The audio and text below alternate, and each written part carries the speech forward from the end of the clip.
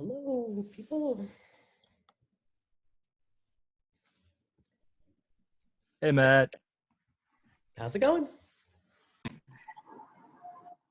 Real good. How about you? Good afternoon. Good afternoon, sir. Matt, can I ask a favor? Sure. I asked this before. I have a scheduling conflict with the West Coast. Right, I forgot. You did mention this. Yeah, what was it again? Is there any way that we can meet a little earlier? I think Marty also asked if we could meet earlier. Yeah, I'm sorry. Are you any of the West Coast meetups? What time is good? Like 3? Three would be perfect. Wait. Wait. He said very clearly he cannot make it any earlier. For Andre, 4 o'clock is the earliest possible. Oh, okay. Why is that? I don't know exactly why he mentioned it. I don't know exactly why. And I know for myself, I would definitely prefer 4 rather than 3. Can we bring it up with Andre, because I sort of made a commitment. There's a West Coast a mathematics meetup run by a very nice young lady, and I was hoping to support her meetup. Actually, today she's going to do Shannon's theory. But yeah, I mean, if we could discuss it before the meetup starts. I know Marty wanted to meet earlier. I don't know. What do you think, Jamie? Do you would you prefer an earlier meetup or? I don't have a preference personally. I mean, yeah, the one you mentioned was interesting. I haven't had time to check out that one yet, though. Yeah, and there are also quantum theory meetups on the West Coast, and of course, their time translates to a much later time for us. Sure. But yeah, let's ask Andre if he shows up. Yeah, as I say, I personally am totally able to change it. Like 3 works for me. Alternatively, like another day. I mean, like especially afternoons on weekdays are actually fine for Well, me. some of us are otherwise for sure. engaged on weekdays. Moshe, why do you prefer 4 o'clock? It's the dead of winter. You're not going to get any sunshine. I get daylight. I'm sorry? I get daylight. Right now, we still have daylight. Well, I didn't want to lose an hour of daylight. It is this simple. but It's very so you close. can wake up earlier. You can wake up earlier like I do. I wake up at 5 o'clock. Yeah, but the sun doesn't wake up at 5 o'clock. So we're taking a vote. David and Marty, do you prefer an earlier start? Yes. Sorry? I would say yes. Yes. David? I like the later start, but if you guys want to do it early in the day, that's okay. But I prefer it later. Okay. I mean, what about like 3:30? 3:30 is good. The West Coast Okay. meetup starts at 5 o'clock. I see. So, of course, Okay. we usually run over, but, we could cure that too. It's usually my fault, so, So we can start at 4 o'clock and you shut up, Michael, and no problem there. If I shut up, it could be like a 20-minute meetup. Fine, problem solved. I can't shut up. It's in my DNA, it's... And I'm a native New Yorker. Do you know any native New Yorkers who could ever shut up? This can be arranged, Michael. Yeah, you could send your henchman over here to That's muzzle right. me. That's right. Some henchman with DNA modification kit. No problem. Michael, before we get started, do you want to talk about that North Carolina meetup? Oh yeah, I sent everybody. I think you were included, Matt. Also, Marty, I don't have your email, but there's a North Carolina meetup. Travis Urant, which is he a PhD or a PhD candidate? So he's a PhD candidate. He did like one meetup over the summer that I went to, which kind of reminded me of the stuff that we do because it was kind of like a marathon session. Right. It was scheduled for an hour, ended up going 3. Yeah. But his background, I think, and it's good that you're synced up with him, Michael, because I think he was double E, I think maybe grad school at NC State, but now he's a PhD candidate, sounds like at Duke, and sounds like he's working with Jun-Shung Kim and Ken Brown, which is like at Duke, which is like a really cool place to be. So it sounds like he's just starting his PhD. Yeah, he's a Duke, and he's a really good guy and very knowledgeable. I mean, for anybody who's interested in the relationship between quantum mechanics and quantum computation, which Jamie and I know are interested. Yeah. I sent everybody an email, but if you need, Wait, what is it called? I have my email address there now on my picture. okay, yeah, so we'll include you on all the emails, Marty. Yeah. And Wait, what's the name of the meetup? I just want to look it up. North Carolina. Well, it's the North Carolina Quantum Meetup, but I think it's just called the Quantum Meetup. I think they were first. Yeah, it For was us. real similar to us, where it's like, between 6 and 10 people. And sounds like their core group used to get together at like coffee shops or whatever. And I guess Travis kind of spearheaded it. And there's some, more experienced older physicists that are also there.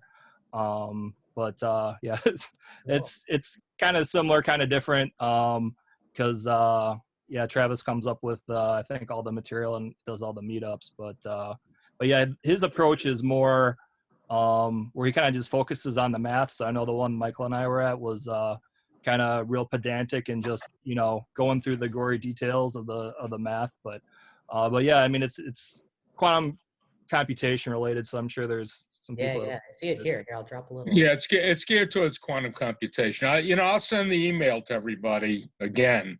I sent it last week, but I'll send it again.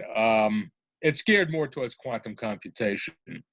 I see it here. They did like quantum Fourier. But it's, does everybody know what a quantum Fourier transform? When I first saw QFT, I thought quantum field theory, but it's a little confusing. I know. Right? Yeah, it's quantum Fourier transform for the uninitiated, for people interested in computation. But he's a good guy, and I'm fighting for him because he grew up in the same town where my mother lives, Marlborough, New Jersey. I didn't even ask him if his parents know my parents, but I don't know.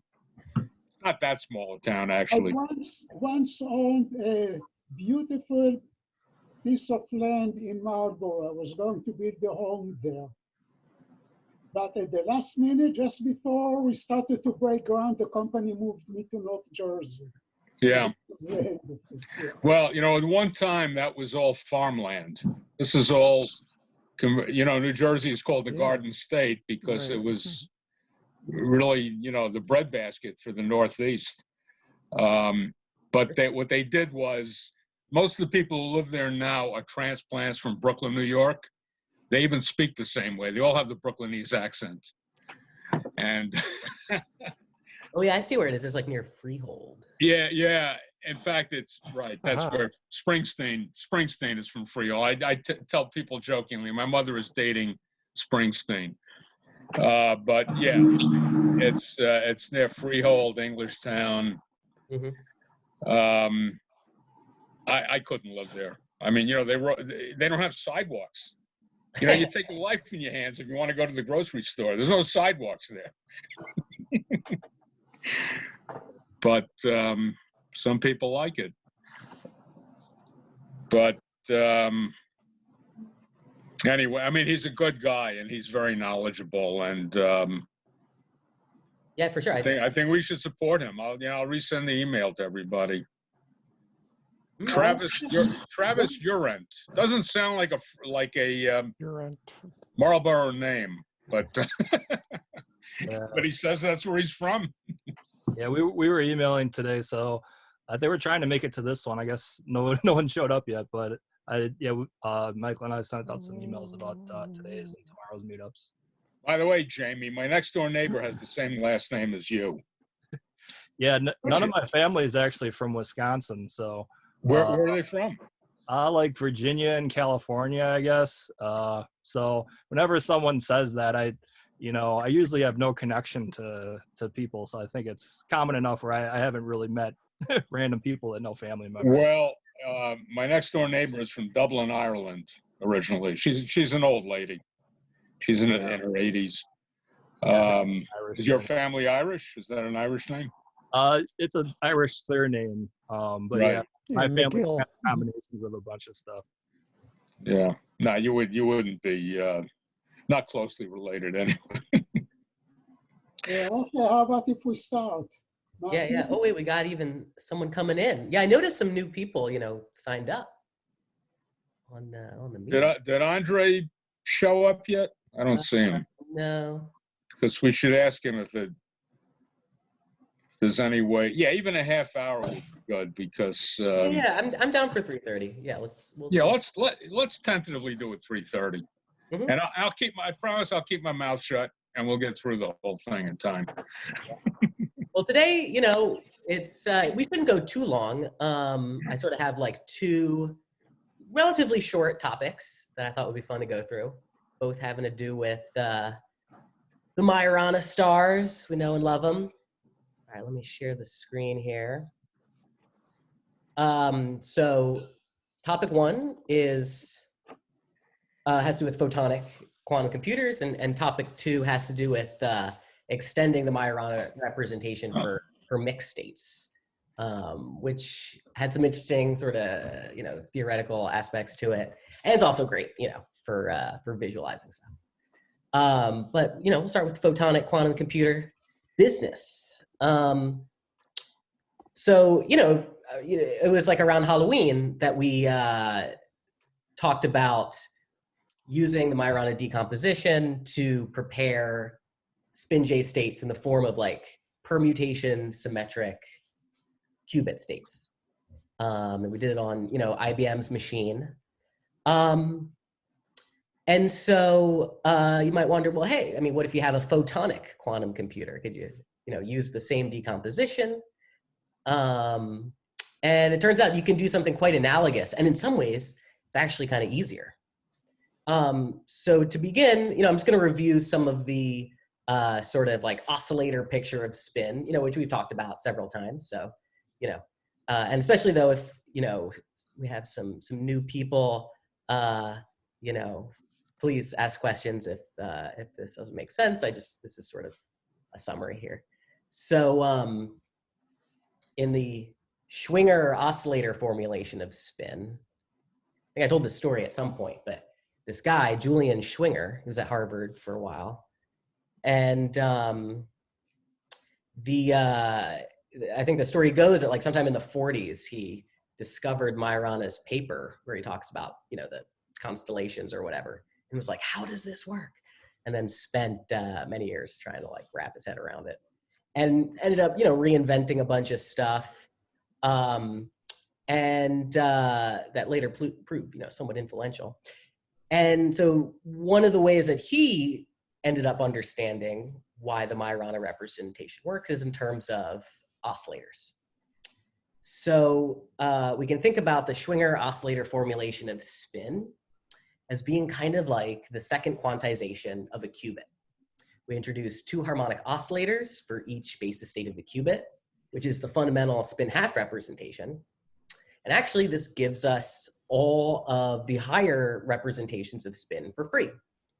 You can think of it like one oscillator counts the number of up quanta, and one oscillator counts the number of down quanta. And the resulting Fock space can be interpreted as like a theory of a variable number of bosonic spin half quanta, aka a theory of symmetric multi-qubit states with different numbers of qubits, or more simply, as a tower of spin states, one for each J value. So the easiest way to sort of see this is, let's just like take the different Fock basis states of the two harmonic oscillators. And we can rearrange them like in this order. We've just reordered them basically. So you got 0, 0, 1, 0, 0, 1, 2, 0, 1, 1, etc. And again, this is counting these numbers count the number of quanta in each of the oscillators. So this is like no quanta in either oscillator, one quanta in the one, none in the other, and so forth. And so, we can kind of divvy it up into the parts, or like the sectors that have a total number of excitations, or total number of quanta equal to 0, there's one state, 1, there's two states, 2, there's three states, 3, there's 4 states, and so on. And so we can think about this first little like one-dimensional subspace is corresponding to a spin 0 state. This sort of two-dimensional subspace, just the right number of dimensions for a spin half state. This is the right number of dimensions for a spin 1 state, and so on. And so, for example, for spin 3 halves, we have like this correspondence between, these are the spin 3 half states in the JM representation, right? So the J labels like the representation, and the M value gives you the basis state in that representation. It's kind of intuitive, because like if you recall, like what do the constellations like of these basis states look like? It's like this one looks like 3 stars at the North Pole, and indeed this is like 3 quanta in like the up oscillator. This one corresponds to like 2 stars at the North Pole, 1 at the South Pole, and indeed 2 up quanta, 1 down quanta, and so on. So that makes sense, And for comparison, the same correspondence in terms of the symmetric multi-qubit states is given here. So this is like states of 3 qubits, and you can see it's like a sum over all of the states where there are like, if there's n qubits, if there's 2j qubits, n of them are up and 2j minus n are down. In other words, this is a state where all 3 qubits are up. This is the sum of all the states where 2 are up and 1 is down. This is the sum of all the states where like 2 are down, 1 is up, and so on.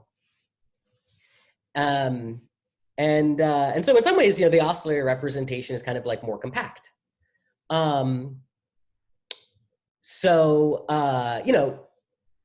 If you, just to recall, if you have a spin 3 half state, like you can just use this correspondence between basis states to kind of like switch over to that representation.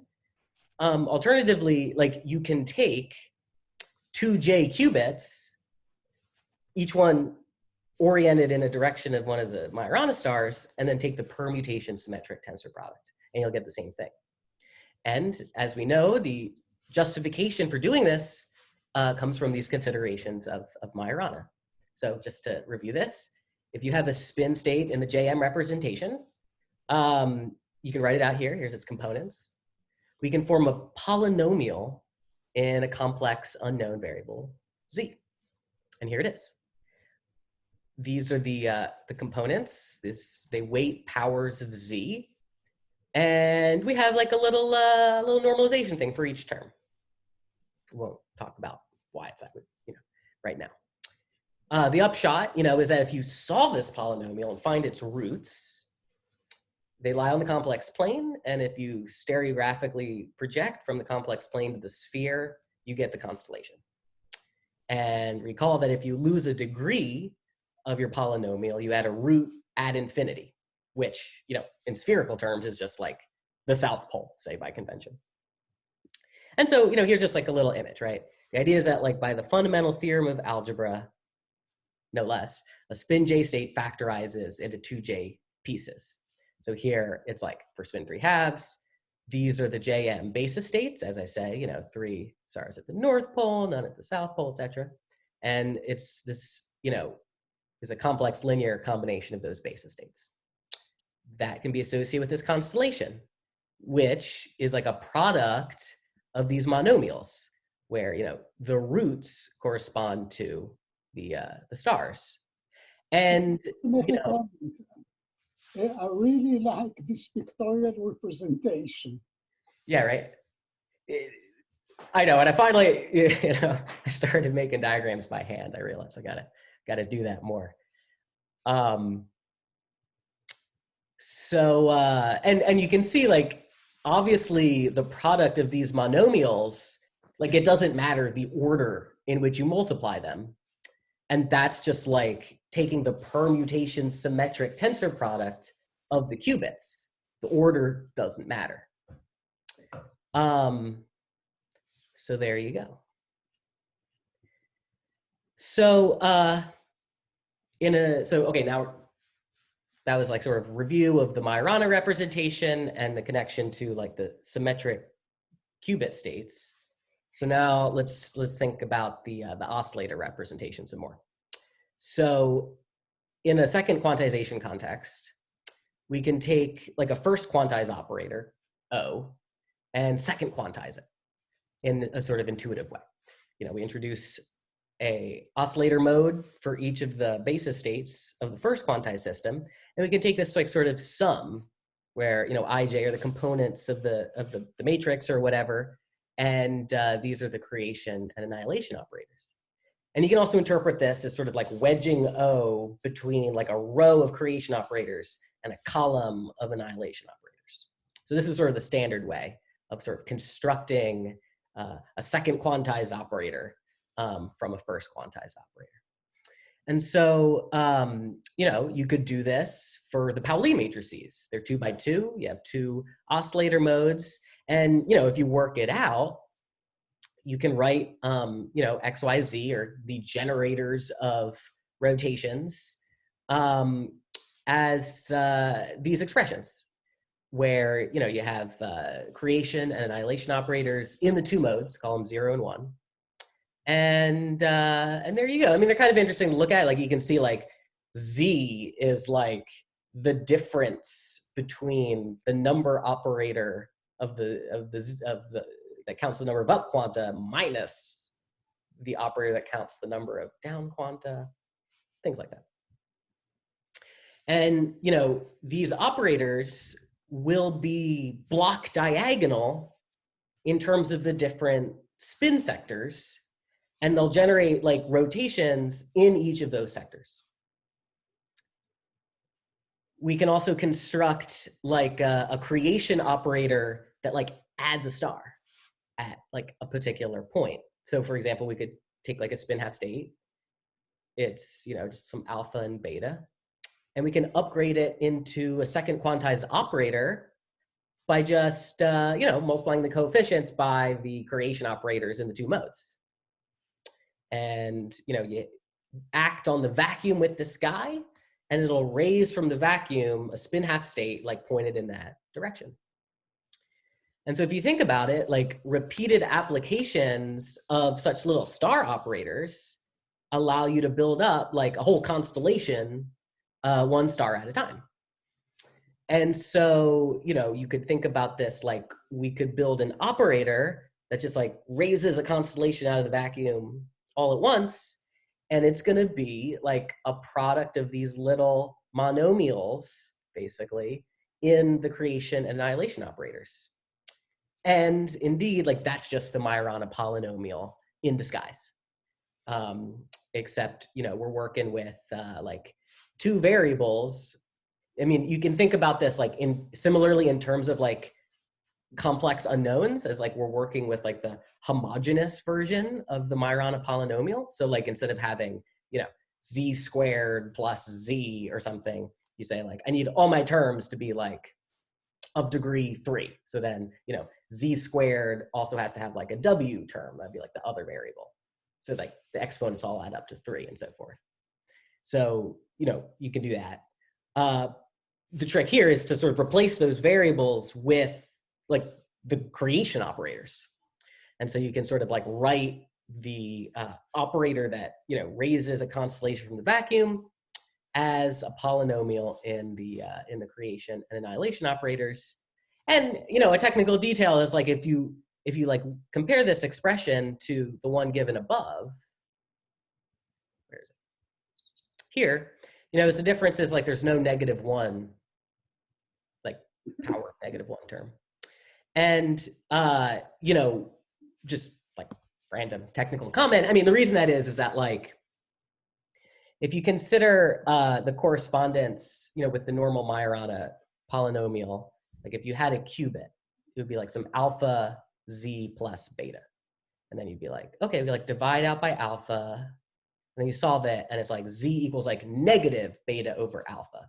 But actually, we want the star to actually just be beta over alpha, like no -1.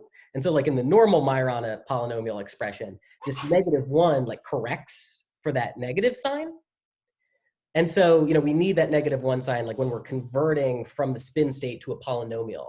But here we're like working just like directly with the spin states, like in a first quantized and then in a second quantized form. So you don't need the -1 if you're worried about that. Okay. So that's cool, right? We can associate to any spin J state a particular like constellation creation operator that like raises from the vacuum of two harmonic oscillators one of these states.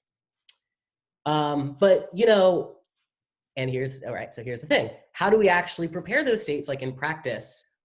Like supposing we had a photonic quantum computer, like we can't just like apply creation and annihilation operators. I mean, that's just math, right? The creation and annihilation operators are neither they're not Hermitian, they're not unitary. Like you can't just like apply them. Like, okay, you need a way of formulating this like entirely in terms of what you get in a photonic quantum computer. So the ability to start like with maybe like a certain Fock state, certain state of like definite number. Although from what I've heard, like apparently even that's like a little dicey. It's easier to start off like in a Gaussian state. The Fock states outside of the vacuum were not Gaussian, as we have learned. So, but we're going to assume you can do that. Start off in a certain Fock state. You have the ability to apply unitary operations, only unitary operations, and you get to make measurements. So for example, measure the number of photons in a mode. So what do we do? Intuitively, what we kind of want is like some way of maybe preparing, for spin J, like 2J single star states separately, and then somehow like combining them together into a single constellation. So first thing to realize is that we can perform SU2 rotations with beam splitters. Okay, so the beam splitter gate can be written like this. It's like an exponential. It's parameterized by theta and phi. And these are the creation and annihilation operators of like two modes. In the lingo, okay, like theta is the transmittivity angle, okay? And in terms of it, you can write the transmission amplitude as just cosine theta. And for theta equals pi over 4, you have like the 50-50 beam splitter. Phi is the phase angle. And in terms of that, and also theta, you can get like the reflection amplitude, which is going to be R equals e to the I phi times sine theta. And, for the 50-50 beam splitter, phi is going to be 0. And so, you're picturing like this. So you got like two modes, they're coming in, they're hitting this beam splitter, and they're coming out. And, by adjusting the amplitude for transmission versus like the amplitude for reflection, you can sort of adjust the relationship between the inputs and the outputs here. So specifically, Matt, yes. if I understand correctly, theta and phi are not independent of each other. Once you know the transmission, you know what is the reflection. They are not, they're not independent of each other for sure, right? So like, this, the transmission amplitude depends on, cosine of theta, and the reflection amplitude depends on sine of theta. And then the phi is just parameterizing this little bit here. So they're not independent of each other in that sense. But then like theta and phi themselves are independent parameters, even though the transmission amplitude and the reflection amplitude are not independent of each other. Yeah, good point. So here's like, this is kind of cool. Like, suppose we have a star, whatever, a point on the sphere, whose coordinates are given in spherical coordinates as some, theta phi. If you start off in the Fock state of two oscillators, 1, 0, so one photon in the one mode, none in the other, and in terms of spin, this would like correspond to like a spin half state with a single star at the North Pole. Then if we apply the beam splitter theta over 2 phi, where again here theta and phi are the spherical coordinates of like the point on the sphere, then this beam splitter is going to like rotate that spin half state to point in that direction on the sphere. So we can check it out. So for all the photon stuff here, we're basically going to be working with Strawberry Fields, the awesome library from Xanadu. And it would be great if like in the previous meeting where it sort of culminated in like running the circuit on like an actual quantum computer. Unfortunately, you need an invite or whatever for their photonic quantum computer, which they have, and they're giving to some people. So unfortunately, we can't build up to that, but we can do the simulation. So anyway, we start off with a random qubit. Okay, we convert the qubit into like spherical coordinates. By the way, I should mention this like little import here, spheres. I've been putting together a library of like all the stuff that I talk about basically in like easily accessible and well-documented form. And so I've started using it in these notebooks because it makes things easier. And at some point in the next month, I will, invite you guys to all enjoy the GitHub of it along with me. It's almost done. In any case, so this is just a little function, given the qubit returns the rotation axis and spherical coordinates. So we got that. We create a Strawberry Fields program, little photonic circuit in 2 modes. And then here's the program. So we say, so initially all the modes start off in the 0 state. We're allowed to be like, give me a Fock state. I just need a Fock state. So be like, okay, I want the first mode to be in state with like 1 photon or 1 quantum or whatever. And then I'm going to send the 2 modes through beam splitter where, the parameters, beam splitter takes 2 parameters. The parameters are given by the spherical coordinates, except you got to divide theta by 2, whatever. So then the way Strawberry Fields works is like once you get a program going, you specify an engine. So, like if you were lucky enough that, all your operations in your quantum circuit happen to be Gaussian operations, which in this case is technically true, but won't be. In the next example we see, you could use, their Gaussian backend, which is like way faster. And you can kind of drop in different backends, including like whatever, if you had access to it, like the real quantum computer. If you use the Fock backend, you have to specify like the number of dimensions, right? So in general, the Fock space is like infinite dimensional. But in practice, you don't really care about those high energy modes. And so you just say, okay, just give me the first whatever, in this case, like 3. That's all we like really need for this. And then, you run the program and you can get the state. So this is a function that, given a qubit, returns the XYZ expectation values, okay? So here, the location of like the rotation axis or the rotation axis was given in terms of spherical coordinates. Here we're just looking at in terms of XYZ coordinates. and then we're comparing it to the XYZ expectation values on this double oscillator state. And we see that they are indeed the same, so it worked. Okay, but what the heck is this function here?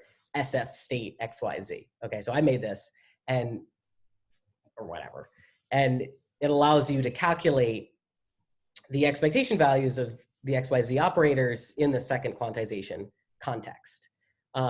So I just want to briefly review like how that works. We basically discussed it a couple weeks ago when we were talking about Gaussian quantum mechanics and the connection between Gaussian operations and symplectic transformations and stuff.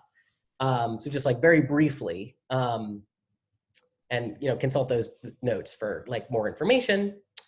But basically what we need to do is the kinds of measurements that you can do on like a photonic quantum computer are like, you can measure, quadrature, you can measure like position, momentum, you can measure like the photon number and so forth, okay? Similarly, like on a qubit-based machine, like what do you get to measure? You get to measure qubits individually in the Z direction, okay? So like, you can't just do arbitrary measurements, you can do like some measurements. And then the idea is like, that turns out to be universal in the sense that like, if you just do the right unitary transformations first, and then those measurements, and then interpret them correctly, you can, actually calculate like whatever expectation values or whatever that you want. So Strawberry Fields will let you calculate like the expectation value of an arbitrary observable if you can tell it how that observable is built out of position and momentum operators, okay? So it's got to like bottom out in these like what are called quadrature operators or quadrature measurements. And so the question is, how does something like the X operator, the Y operator in this like sort of spin context, how does it bottom out in some sort of position and momentum measurements that we can do, which will be like appropriately weighted and summed and so forth, okay? And so in order to do that, we said we could like take a given Pauli matrix, we got actually, for whatever reason, divide by 8 for normalization, but that works. Here, O is just like the Pauli matrix you care about. And you kind of want to build this like block matrix out of them. Here, O is like a 2x2 matrix, and O, the zeros are like 2x2 zeros. And you do that so that you can like represent them in like the general form for Gaussian operators, which again have, can be written in terms of an expression where you have only like no more than quadratic terms involving creation and annihilation operators, okay? So you can write it in this form where chi is a vector of like annihilation operators followed by creation operators. And actually, if you recall, like in the previous lecture, there was also a term here where like this will give you the quadratic terms, but then there's like the single terms or whatever. And so there was another part here, but those would have to do with sort of like. Matt, can you clarify a little bit? H is a 4x4 matrix. The vector looks like it can be of arbitrary length. There seems to be a discrepancy. For sure. So like in this case, there's only A0 and A1. So like the Pauli matrices are 2x2, and we have only 2 modes. So this is going to be a vector of 4 operators: the 2 annihilation operators and the 2 creation operators. And then indeed, as you say, H is a 4x4 matrix.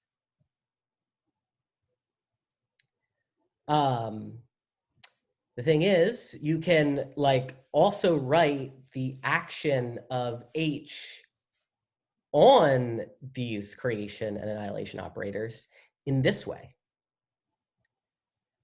where S is some complex symplectic matrix. which is given by this little exponential involving h, and this little omega, which is the complex symplectic form. And so complex symplectic matrices will preserve this, preserve this form, as we saw last time. Can you remind us what is a symplectic form and symplectic matrix? Yeah, totally. So, yeah, let's see. I want the expression for it.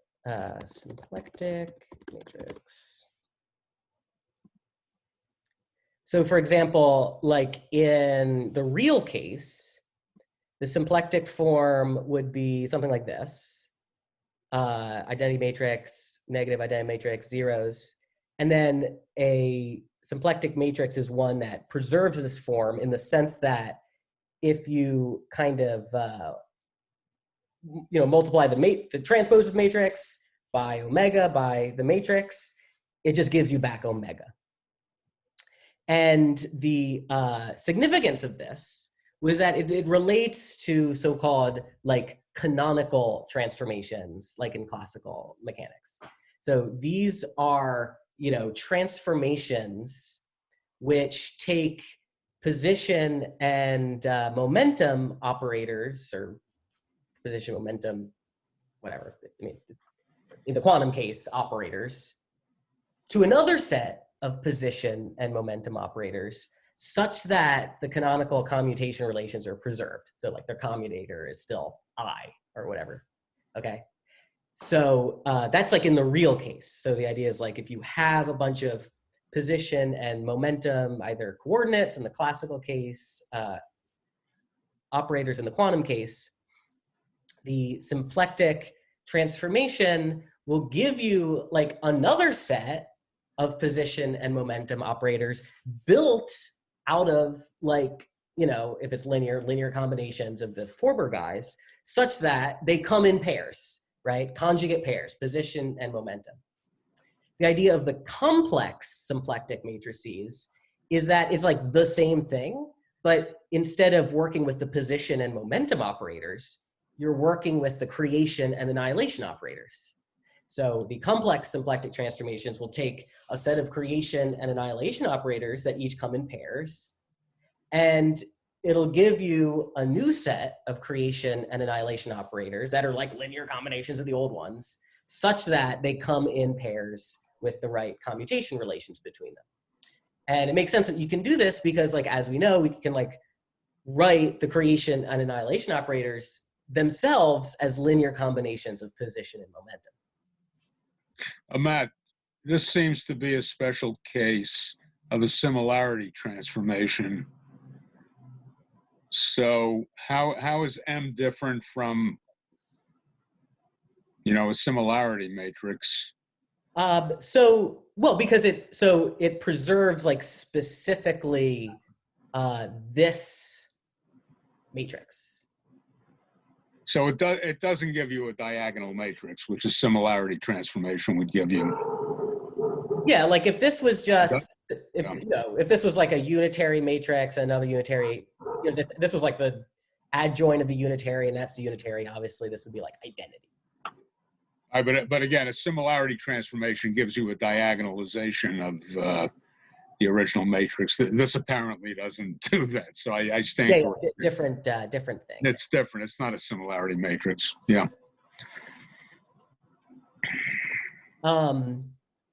So all this is a long-winded way of saying we can take a first quantized operator, like a Pauli matrix, right? And we've seen how we can like express it in terms of creation and annihilation operators. We can also think about like the way that those operators, like the creation and annihilation operators, would themselves transform under that transformation. And so like given, say H or whatever, each one of the little annihilators or creators, like in this vector, is going to transform in a certain way under exponentials of H. And this can like alternatively be written as just a symplectic transformation on that vector. And the relationship between the original H that we started out with, that we got from the Pauli matrix, and the complex symplectic matrix is this. And so again, the idea here is like we're imagining that we're sort of doing the transformation on the creation and annihilation operators and getting a new set of creation and annihilation operators. We can rewrite it as a real symplectic matrix, which acts on the vector of position and momentum operators. And, basically it's this matrix L here that's written out. And if you go back and look at how you write the creation and annihilation operators, like in terms of position and momentum, this matrix will make sense. And so all of which is to say, we start off with the Pauli's, and in the end we get this matrix R, which allows us to express, say, like the expectation value of Pauli X in terms of like a expression involving expectation values of position and momentum, and specifically like some polynomial in position and momentum. So Strawberry Fields provides this like method, like if you have the state, you can be like, yo, state, give me the polyquad expectations, okay? And like you just give it this matrix R, and it'll return the expectation value. And that's what this does. That's what SF state XYZ does. So it takes the Pauli matrices, converts them into real symplectic matrices, in terms of which then the XYZ expectation values can be written as like polynomial expressions in the position momentum expectation values. Because the idea is like at the end of the day, we're making measurements on such a computer, it's got to bottom out on the kinds of measurements we can do, which in this case, we're taking to be position and momentum type measurements or quadrature measurements. And it works, as you can see. The same answer. Okay, sorry, that was a little bit involved. Okay, so where are we? We can load in a spin half state into oscillator modes. That's cool, whatever. How do we generalize this for any spin J? So here's the punchline. We're gonna use 2J pairs of oscillators, one pair for each star, okay? Each pair is gonna start off in the 1-0 state, which as we know is the spin half, like I'm pointing in the Z plus direction state. And then we're gonna use a beam splitter on each pair to rotate each pair to point into the direction of one of the stars in the constellation. Okay, so that's basically just repeating what we did before 2J times, okay? So we have, as many pairs of oscillators as we have stars, and we load in a star using beam splitters into each of them. Okay, then we pick one pair of oscillators to be special. This is the pair we're gonna load the spin J state into. Let's call its modes A0 and A1. We're gonna apply 50-50 beam splitters, which just combine the beams in an even-handed sort of way, to the first of each other pair, an A0, and also 50-50 beam splitters to the second of each of the other pairs, and A1. Okay, and I'm gonna show you a picture of this. It's hard to visualize. And then we're gonna post-select on all of the other modes, like as in the modes that aren't A0 and A1, having 0 photons. If none of those modes have like any photons, there's no photons in any of those modes, then all the photons must have ended up in A0 and A1. And indeed, we find at the end of this process that A0 and A1 are in the desired state. Okay, words, but let's look at picture. So here is if you're imagining one of these tabletop, got laser beams on the table and the beam splitters and everything, okay, right? It would look something like this, okay? So this is for a spin 3 half state. We start off with our constellation. It's got 3 stars, and we're gonna coordinatize them in terms of spherical coordinates. theta 0, phi 0, theta 1, phi 1, etc. Okay. Now along the diagonal here, we have the blue beam splitters. These beam splitters, their theta and phi values come from these star locations in spherical coordinates. So for example, here we have modes A0 and A1.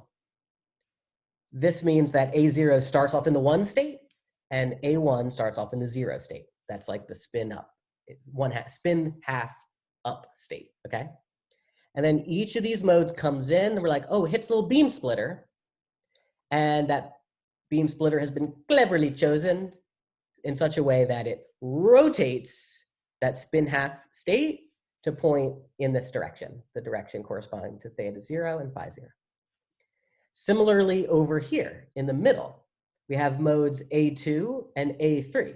A2 starts off with one photon in it. A3 starts off with no photons. They come in to this little blue beam splitter, which has been cleverly chosen so that it rotates it to point in this direction. And then finally, we have modes A4 and A5. A4 starts off with one photon, A5 starts off with no photons. They go into the beam splitter, and we rotate in the third star, okay? So now we've encoded the 3 stars into these 2 modes, these 2 modes, these 2 modes. All right, so then now we follow A0. A0 comes along here, goes through this beam splitter, all right?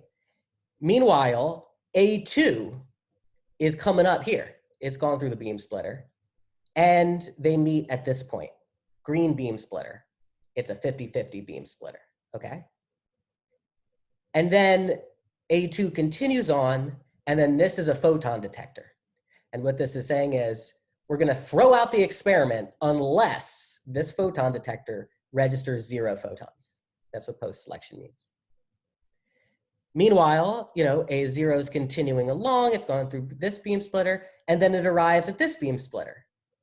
And it meets A4, which has gone through here, hits the sky, they go through the 50-50 beam splitter together, A4 continues along, and we post-select on it having 0 photons, and then A0 continues on its way. Meanwhile, A1 started off in the 0 state, goes through this beam splitter, now whatever, the star has been rotated, continues on. Here we have A3. It's gone through the blue beam splitter, continues on, and it meets A1 at this 50-50 beam splitter. And then A3 continues on, and we post-select on it having 0 photons. And then A1 continues on its way, and it meets A5 coming out here.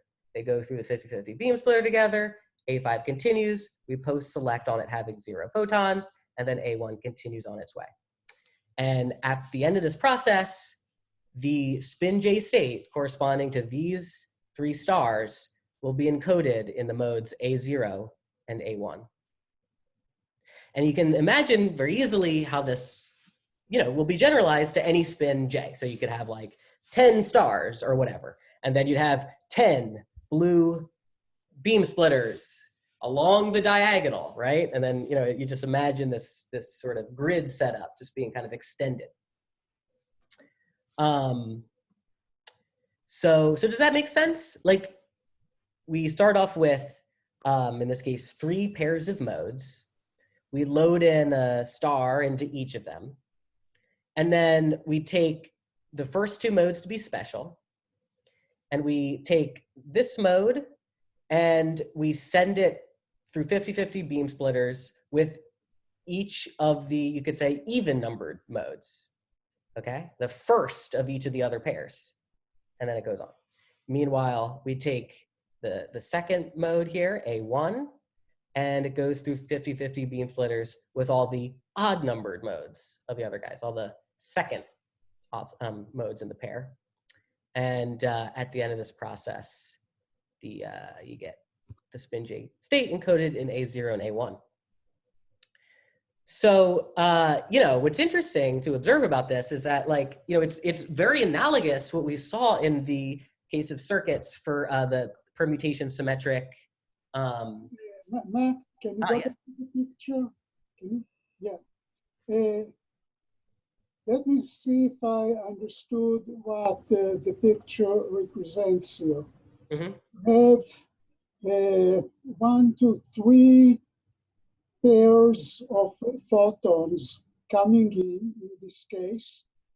You have 4 photodetectors, and you throw away all the cases except when all 4 photodetectors detect nothing.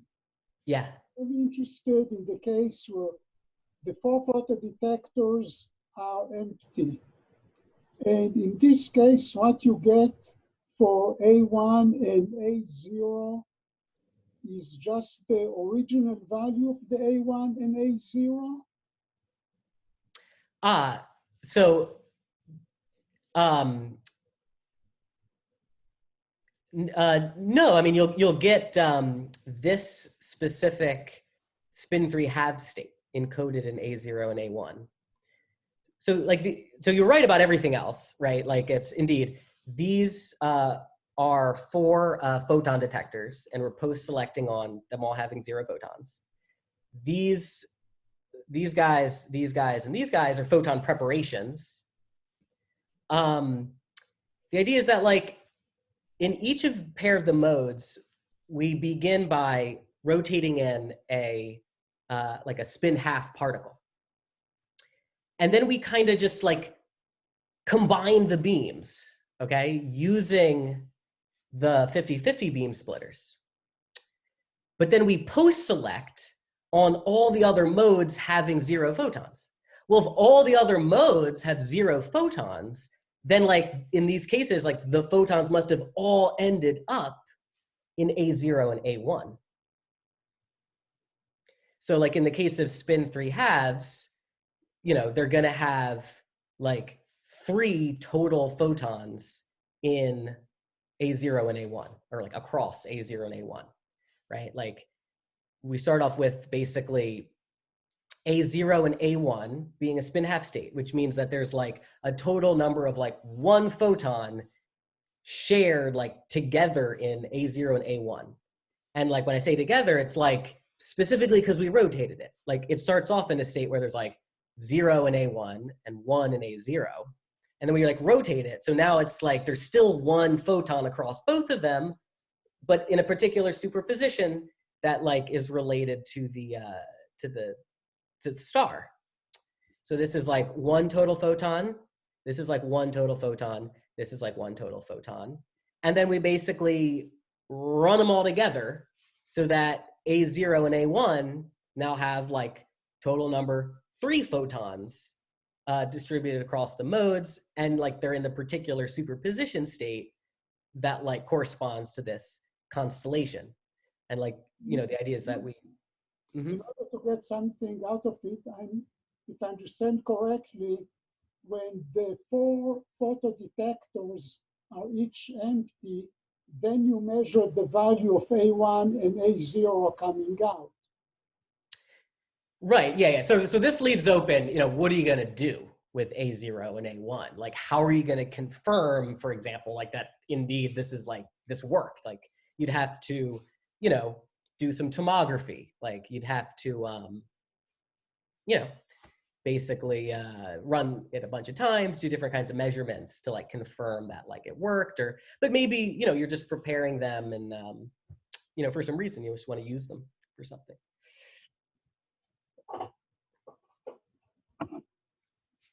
Oh, Michael's headed out. See ya. Hey, Matthew, you don't have any chance of keeping Michael here in this session because on the West Coast there is a young lady, okay? Hey, got his eyes on the prize. You know, so one thing that's interesting. What was that before I go? I heard something about a lady. Yeah, it's actually led by a lady who's I think she has a doctorate in mathematics. I may be back because sometimes not enough people show up. I'm trying to support them, but see you tomorrow, guys.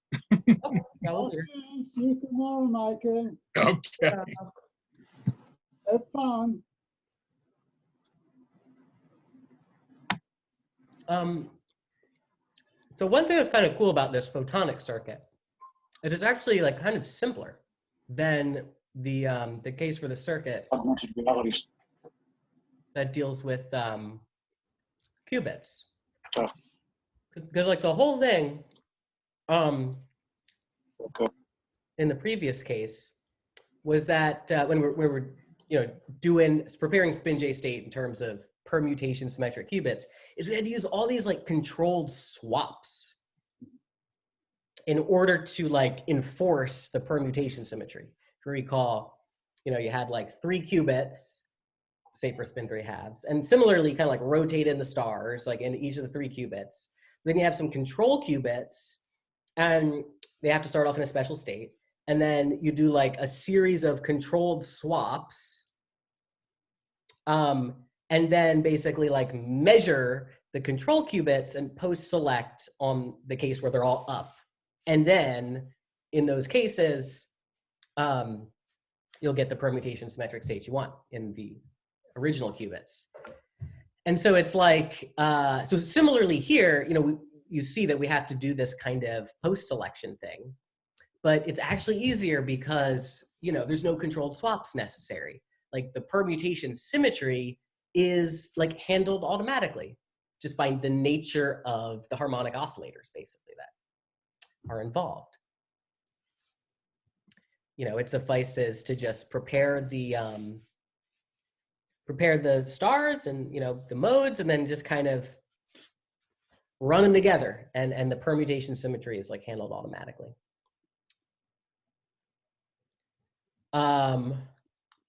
So here's code that does it. It's a pretty simple program, as you can see. We start off with a spin 3 halves state. We get the spherical coordinates of the stars, and we have a program involving n modes, where n is 4j basically, because there's 2j stars and we need 2 modes for each star. We begin each mode, each pair of mode in the 1-0 state. We send them through beam splitters to like load in the star, and then we run the first of each other mode and A0 through 50-50 beam splitters. We run the second of each pair through 50-50 beam splitters with the A1. And then we post-select on all of the other modes having 0 photons, which, like, frankly, I like the way they do this in Strawberry Fields, which is like way easier than in Qiskit, for example. You just be like, post-select on 0, kind of simple. And similarly, we get our engine, get the state, and then we can confirm that it works. So here we calculate the XYZ expectation values for the spin 3 halves state, using the spin 3 halves representation of XYZ. And here we do the same trick as before, right? So we like take XYZ, convert them into the real symplectic matrices, and then Strawberry Fields will calculate in terms of those the expectation values. And we have to tell it like how many modes we have, and we're just considering these first 2 modes. And you see, indeed, we get exactly the right answer. And if that's not enough, we can consider comparing the probabilities. So this function takes a spin and just in the way that we've described, upgrades it to an oscillator state, okay? Just using the basic correspondence between, basis vectors like that we've talked about, okay? And in terms of that, we can get the probabilities for like the particular spin that we wanted. And so, we have like the probability for, 3, in terms of the Fock state. So like 3 in the 1, none in the other, 2 in the 1, 1 in the other, and so forth. And then in terms of the Strawberry Fields state, we can ask it like for each mode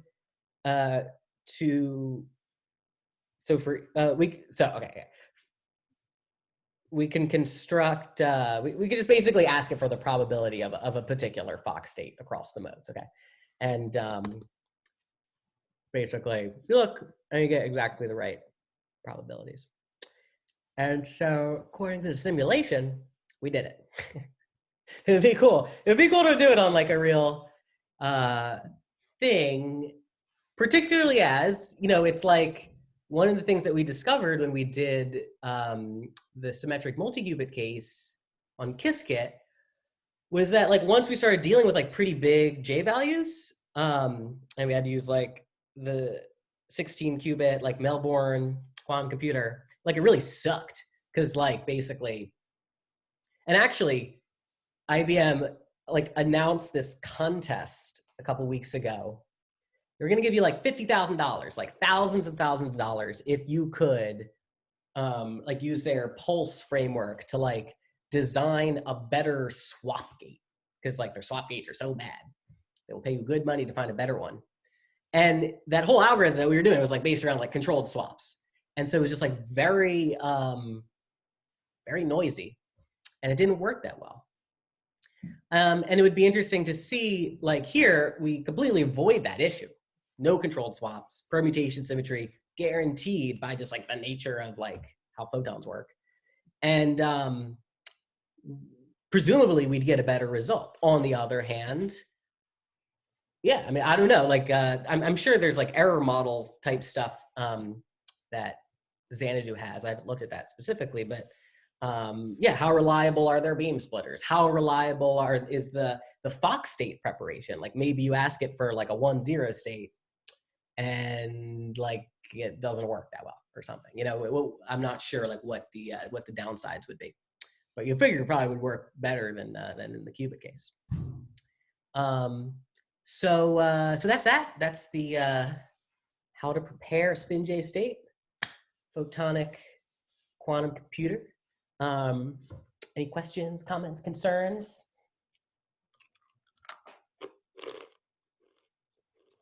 Just one comment. As usual, very enjoyable presentation. I appreciate. Thanks, Moshe, as always.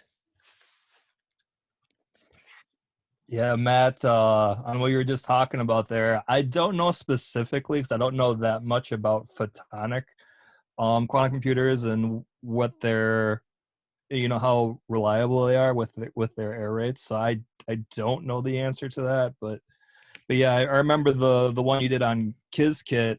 I was kind of wondering that might even work better like on the ion trap computers than with Qiskit, because they have some better fidelity numbers with their swap gates. Yeah, for sure. I should do that. It's costs money though. Yep. Well, it adds up, like it in itself per run, it's not that much, but yeah, I mean, through some of the conferences I've been to, like I do have like a couple contacts at Xanadu, so I don't know if you wanted me to maybe send him an email or something and see if you can get access. You get a lot more use out of it than myself because you have some like really cool examples that you work through today. So yeah, I don't know if you wanted. I don't have your email, so yeah, I don't know. I mean, I wouldn't say no. Yeah, I'll send you an email. I mean, it would be like I noticed that Xanadu like you can kind of submit tutorials to them and they'll like put them up on their website and stuff, and it would be very cool to like I don't know, maybe they'd be interested in putting this kind of stuff on their website, and in that sense it would be cool to like be able to analyze its performance under different error models, so they get something out of it if I got a chance to play around with their system. Yeah, I mean, I would definitely echo what Moshe said. This is really awesome. So thanks so much for all the work you put in. Oh, thanks for saying that. I have like some other stuff like I can talk about, like in terms of the generalizing the Majorana representation for mixed states, but up to you guys if that feels kind of you have some closure and maybe want to think about that, and we can pick up on this other topic next week. It's not that long, but how do people feel? I wasn't sure how long the last one would take, so I kind of prepared both.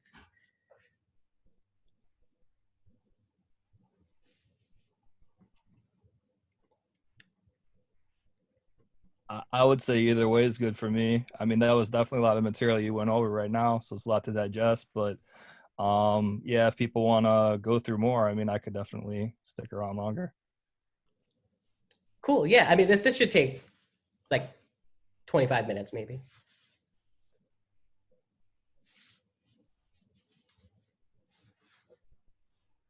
Yeah. I'll Okay. stay. I'll stay. All right. Let's do it. Let's do it. Why not? Sounds good. So one of the biggest limitations of the whole Majorana thing is that it only works for pure states. But what if we have a mixed state, you know, some density matrix, or more generally, like just some operator that we might be interested in visualizing? Is there some natural generalization of this Majorana stuff, you know, so that we'd be able to represent density matrices or operators in terms of constellations that transform nicely under rotations? Like you can cheat, right? Like you could be like, all right, I got a density matrix. Like, what can I do with it? I could, you know, find its eigenvalues and eigenvectors, and you know, the eigenvalues are going to correspond to probabilities, and so you could just sort of have like a series, you know, a bunch of concentric spheres where the radius is given by the probability, and like each one has a constellation. But it's not clear that it's like you can, in some sense that's like unique, in other senses it's not unique, and is not completely general. And we'll see that there's like much more interesting things that one can do along this line. Like another thing you could think about is, you know, there in, you know, one of the papers that's quite good on this Majorana stuff, this guy LeBoeuf, and he's got this paper, Phase Space Approach to Quantum Dynamics. And so he's like, well, hey, I mean, got one spin, you could write the Majorana polynomial as like in terms of like a spin coherent amplitude, where like, if you recall, Z tilde is like the point opposite to Z on the sphere. And that's just another way of thinking about the Majorana stuff. You know, the idea being that like the spin coherent state, if you recall, is the state where like all the stars are at one point. So if Z tilde is the state where all the stars are like over here, and the actual state has like one star here, then obviously that amplitude is going to be 0, because it's like, what's the amplitude for all the stars to be over here when we know that there's one in the opposite direction? Therefore, that has to be 0. And then like those 0 points is just like another way of defining the Majorana stars. So you could, if you had 2 spins though, like you could just be like, yo, like let's just, you know, have a 2 variable polynomial, like in the same way. So you just sort of like take the tensor product of the 2 spin coherent states and get the amplitude and so forth. And you could, you know, write it out as like a 2 variable polynomial. And then you could consider like cross sections. So here for like, given one of the spins, like for each of the M values, like each of the basis states of the other guy, you could get a polynomial. And, you know, in that sense, like given a spin and another spin, maybe they're entangled, like for each of the basis states of this spin, I could associate a constellation for the other spin. And like that would like suffice to, you know, uniquely pick out like the entangled state.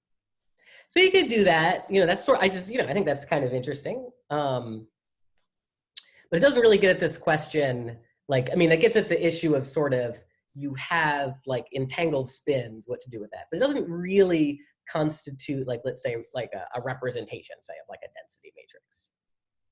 And we can do like way better. So so here's the cool thing. And I'm following a paper called Majorana Representation for Mixed States that actually came out, I don't know, like sometime in the last year. Very cool stuff there. And they employ something that they call the Ramachandran Ravi Shankar representation, or the T-rep. And indeed, you know, these guys published some paper in the 80s that they're riffing off of. So the basic tool is a set of tensor operators for a given j value. Call them t here, okay? So for a given j, there's a set of these t guys, okay? Where they're parameterized by sigma and mu. And the point is that they transform nicely under SU2. And you can think about them like they're the matrix analog of the spherical harmonics, which, you know, are these like magical functions that span the space of real valued functions on the sphere. And similarly, these like T matrices, like they're like spherical harmonics, and they span the space of complex matrices in a given dimension.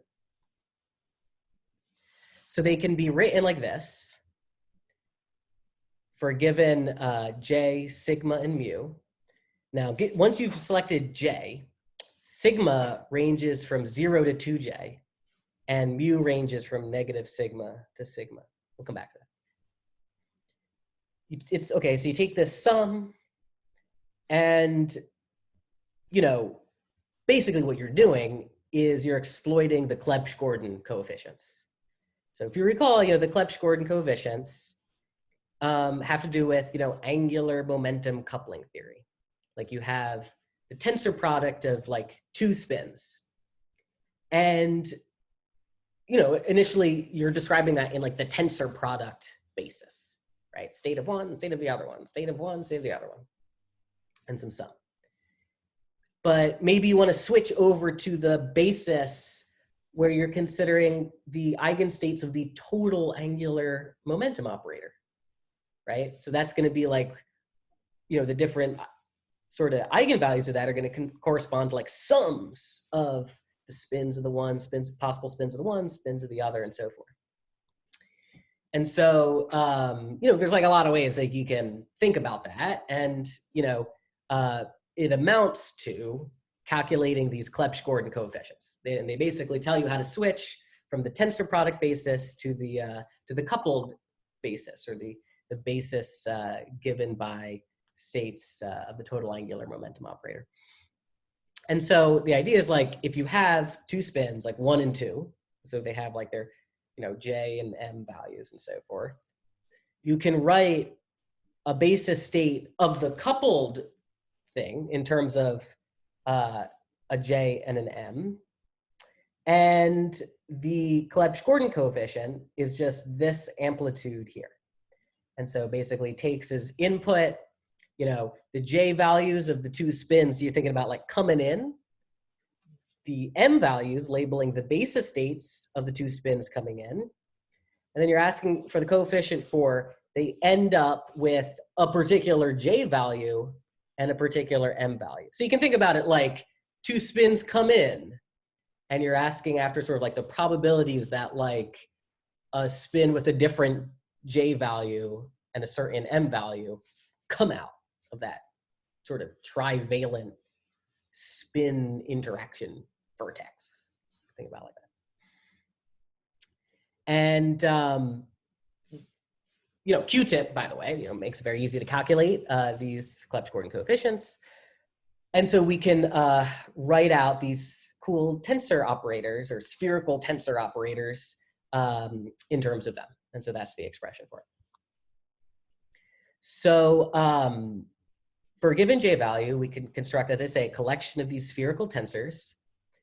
For a given j value, there will be two j sets of them, each with, you know, 2 sigma plus 1 operators in a set.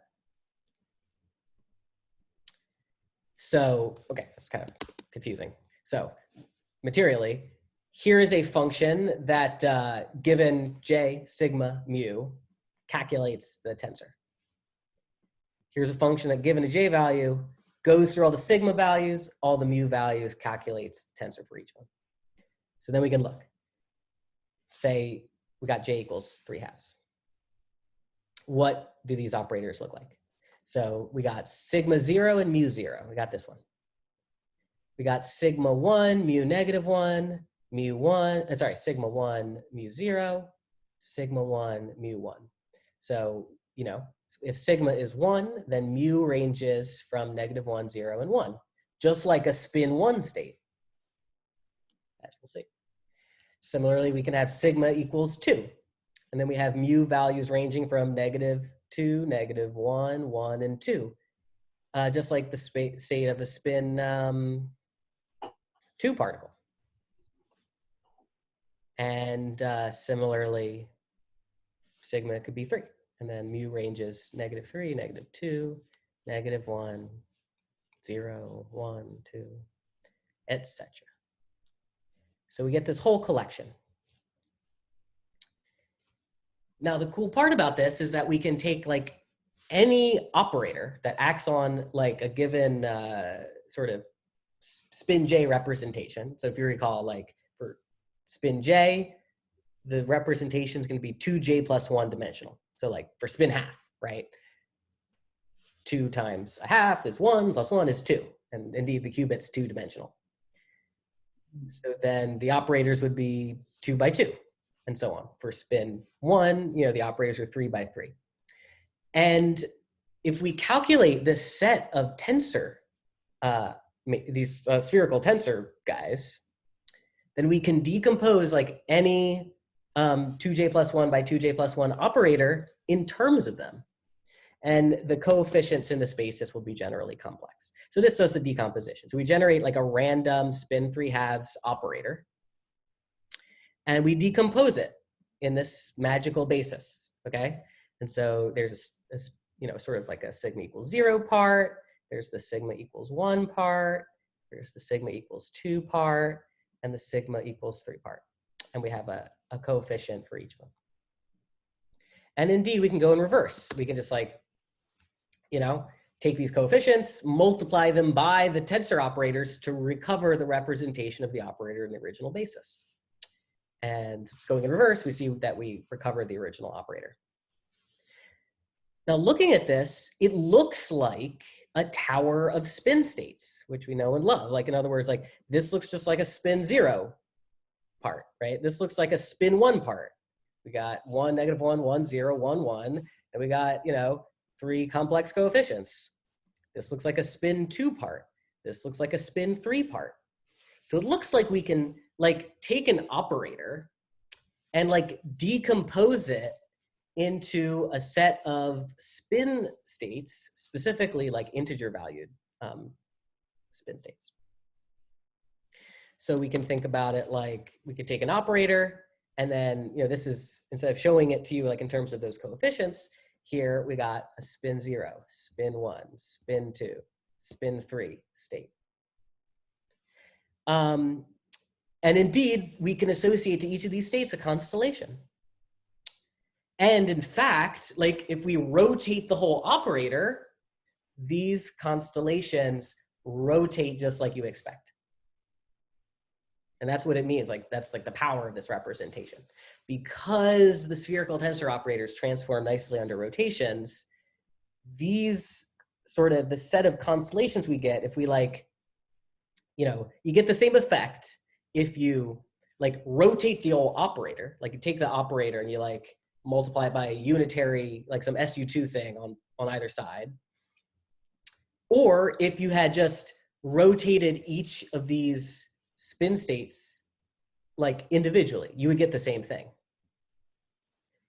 But crucially, note that like the norms of these states are not 1, okay? So you have to remember the norm of each of these spins. And furthermore, in the normal Majorana representation, it's like the phase kind of was irrelevant, like in the sense that like the constellation didn't depend on the phase in any way.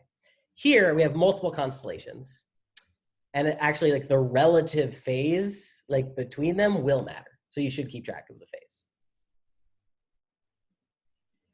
Furthermore, like let's look at like what the actual constellations are corresponding to these spin states. And again, this is for like a density matrix, which is Hermitian. You're like looking at the spin 1 part, it's got 2 stars, and you're like looking at it, you're like, oh my God, they're just opposite to each other on the sphere. Remember, opposite on the sphere just means like multiply it all by -1. Similarly, you look at this guy, and you're like, every star comes in an antipodal pair. There's this one, and then there's this one. They're the same except multiplied by -1. This one and this one. Similarly here, you got this guy and you got this guy. You got this guy and you got this guy. You got this guy and you got this guy. So in this representation, actually, it's like kind of better, like even to think about it, like not just like stars, but like it like picks out an axis. All the stars come in opposite pairs, except that's true for Hermitian matrices. For a general unitary matrix, that won't be true. So here we do the decomposition for like a random unitary, and you see they're just random, like no antipodal symmetry. Furthermore, let's take a random spin and look at its Majorana representation in the classic way that we do. What are its stars? And then let's look at the pure state density matrix under this new representation. If this is truly a generalization of the Majorana, like there should be some relationship between them. Okay, so what is? So what is it? So here we have, it is a spin 3/2 state, so we have 3 stars. There you go.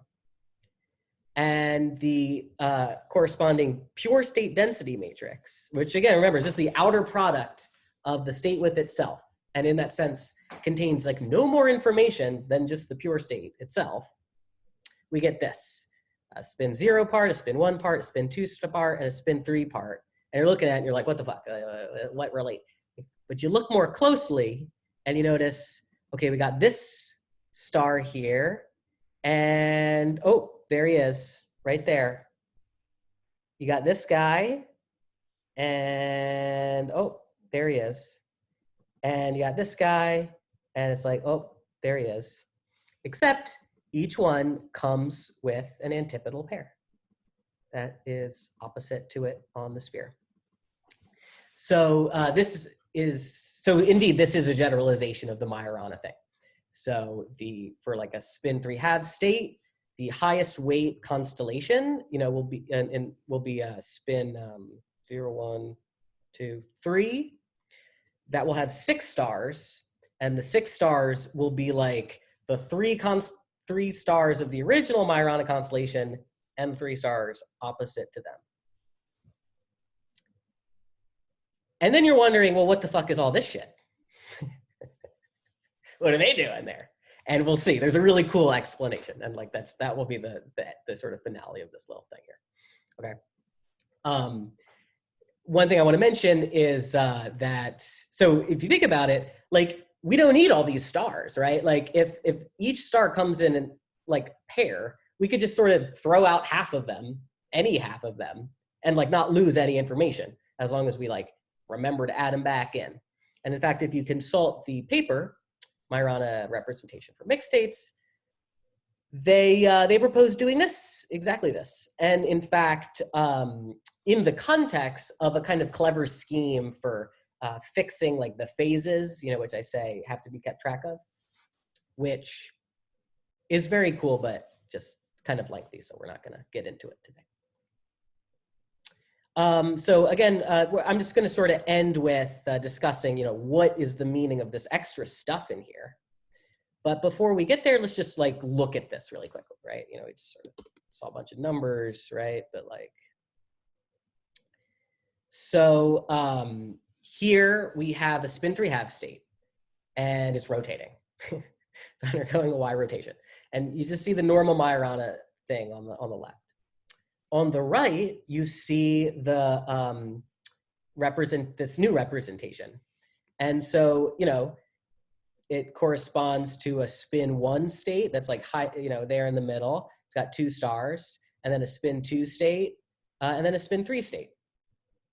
And also a spin 0 part, which is just here, right? It has no stars, but that's just like the value of it. And the spin axes are pointing in the same direction.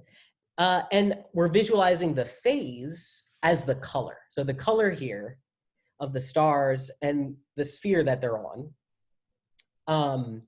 has to do with the overall phase of that state. Because, it matters now, because the relative phase, as I say, is significant. And again, just to remind you, the radius of the sphere corresponds to the norm of the spin state. So let's just do it again. Rotating around, the colors are cool. We like that. And you can see that, like, indeed, the like outermost, you know, the constellation here, it's like, you look at these blue stars, it's like this star is that star, this blue star is that, this blue star is that. And then we also have like the opposite pairs.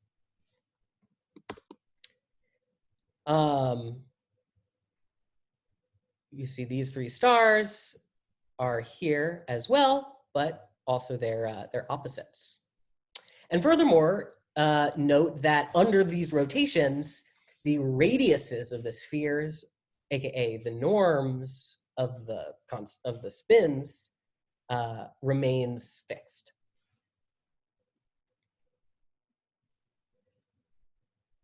And it's also interesting to think about, like, in the spin context, the operator that like inverts the sphere, like takes stars to their opposites, is like the time reversal operator.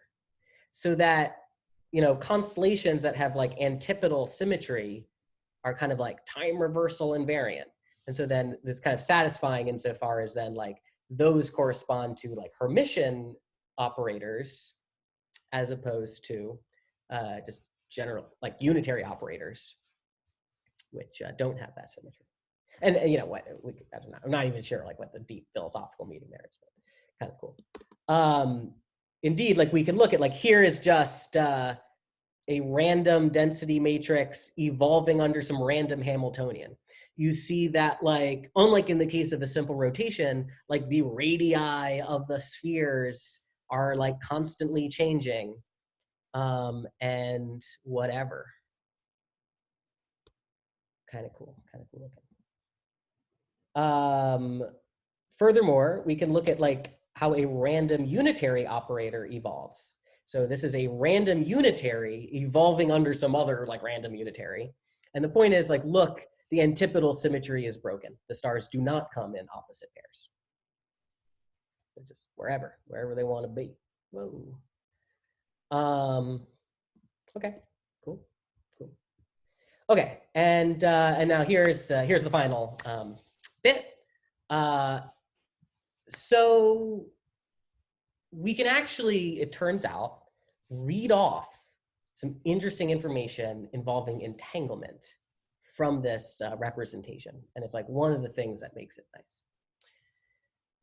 Like, indeed, you might wonder, it's like, okay, cool. So like you have a representation, you got some concentric spheres, involves constellations, they transform nicely under rotations, and it clearly generalizes the Majorana thing.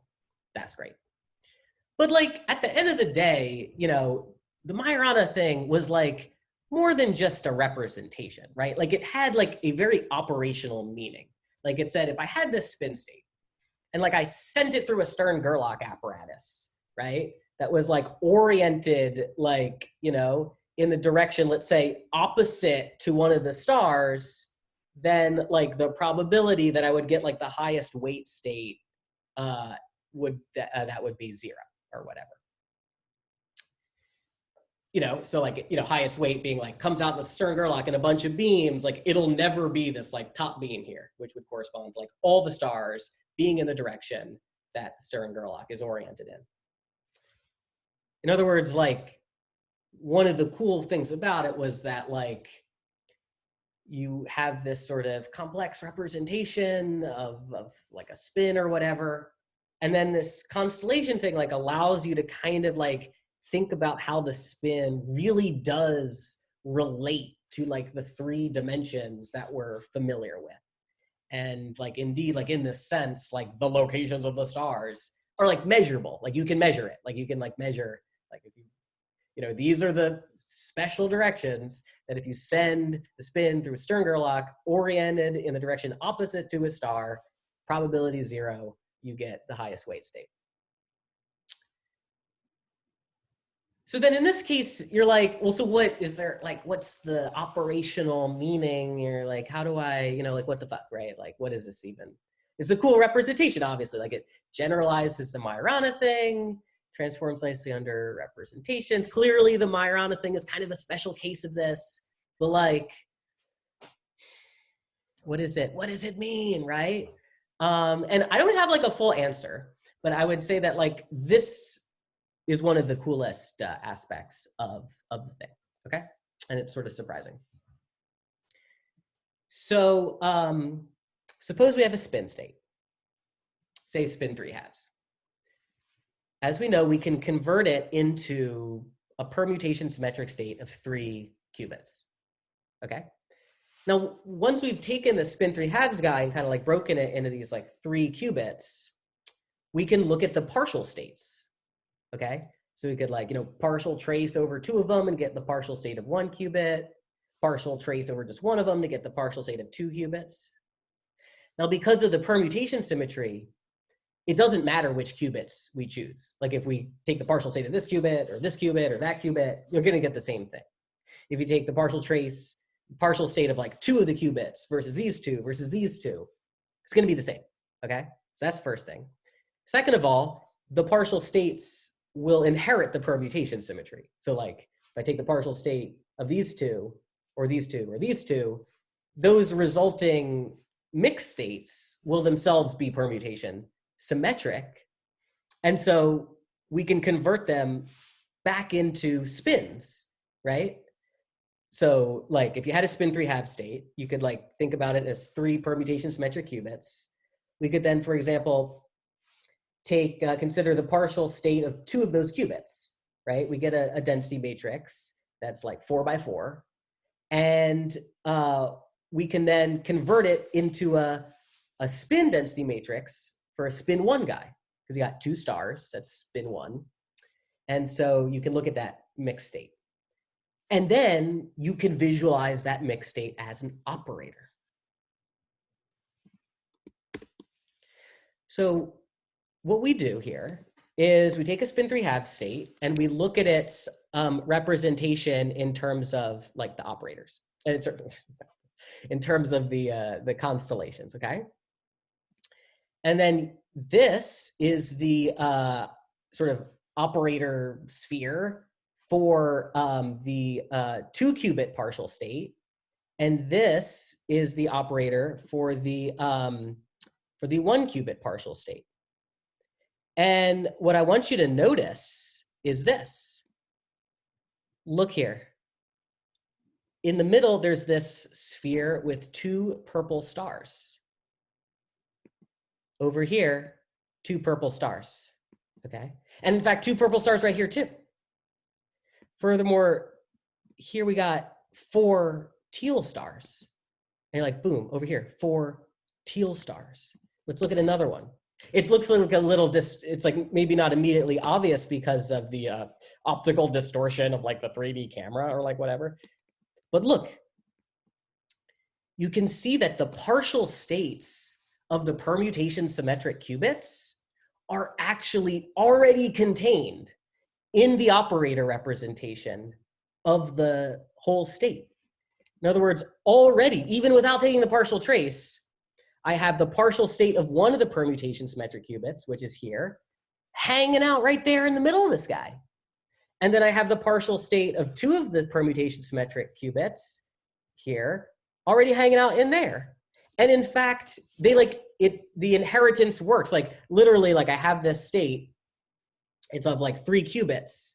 It's like throw out 1 of the qubits. That's just like throwing out the spin 2 part, like the, you know, and then you're left with these 2 guys. So like to go from here to here is you know, just to throw out the dark blue stars, you're left with this. And then take a partial trace again. This is 2 qubits and I have 1 qubit.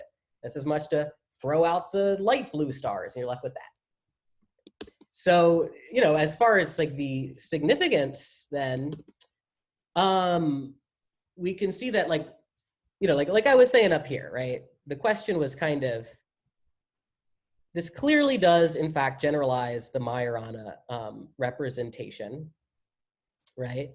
Here's a Majorana representation, you got your 3 stars, and indeed those 3 stars can be found here and they're opposites. But then it was like, what meaning can be assigned to these other things here?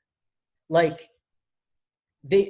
because this state is nothing but the outer product of like this partial state with itself.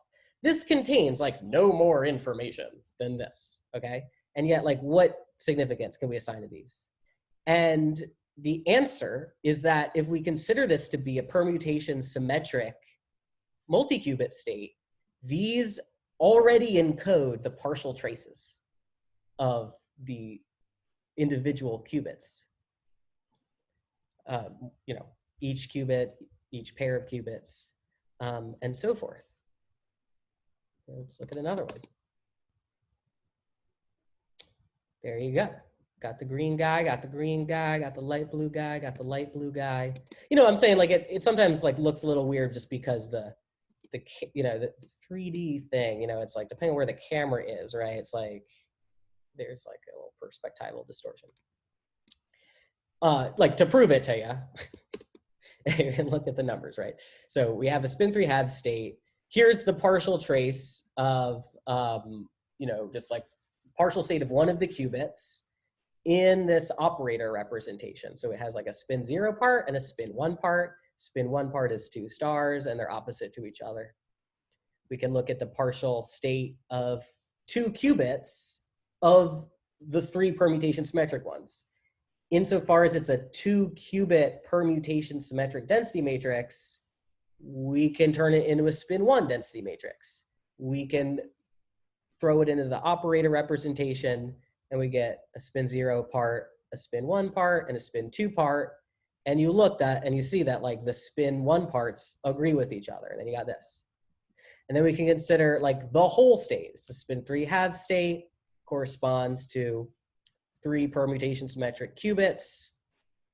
And we can see that already at the beginning here, the single qubit partial state was hidden there.